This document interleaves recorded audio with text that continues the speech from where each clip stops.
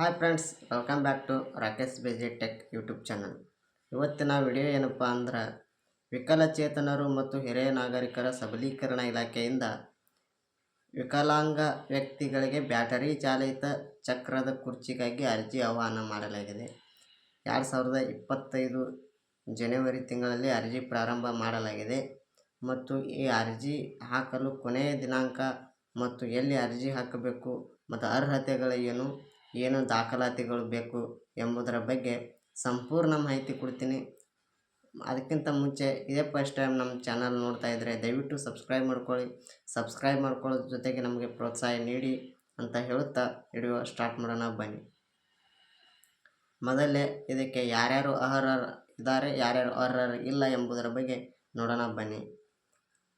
ಅರ್ಹತೆಗಳು: ವಾರ್ಷಿಕ ಆದಾಯ 2 ಲಕ್ಷಕ್ಕಿಂತ ಕಡಿಮೆ ಇರಬೇಕು, 75ಕ್ಕಿಂತ ಹೆಚ್ಚು ಅಂಗವಿಕಲ ಹೊಂದಿರಬೇಕು ಮತ್ತು ಇದು ಅರ್ಹತೆಗಳು ಇಷ್ಟಿರಬೇಕು. ಮತ್ತು ಇನ್ನು ದಾಖಲಾತಿಗಳ ಬಗ್ಗೆ ನೋಡೋಣ ಬನ್ನಿ.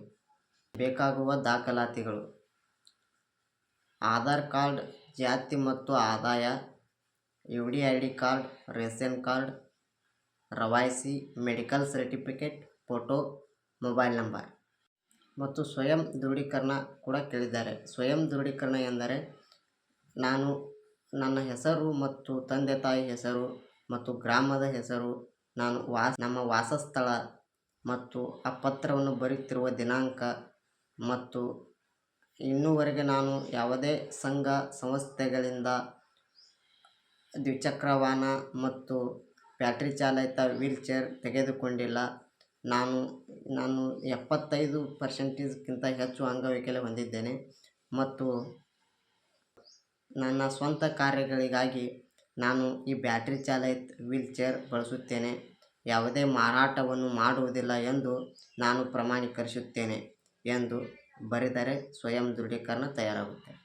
ನೀವು ಕಂಪ್ಯೂಟರಲ್ಲಿ ಟೈಪ್ ಕೂಡ ಮಾಡಿಸ್ಬೋದು, ಪೆನ್ನಲ್ಲೇ ಕೂಡ ಬರೆದು ನೀವು ಈಗಾಗಲೇ ಡಾಕ್ಯುಮೆಂಟ್ಸ್ ಏನೇನು ಬೇಕಂತ ಹೇಳಿದ್ದೀನಿ ಆ ಡಾಕ್ಯುಮೆಂಟ್ಸ್ ಹಚ್ಚಿ ಅರ್ಜಿ ಹಾಕಿದರೆ ನಿಮ್ಮದು ಸಕ್ಸಸ್ಫುಲ್ ಆಗುತ್ತೆ ಮತ್ತು ನಿಮಗೂ ಬ್ಯಾಟ್ರಿ ಚಾಲಿತ ವೀಲ್ಚೇರ್ ದೊರಕುತ್ತೆ.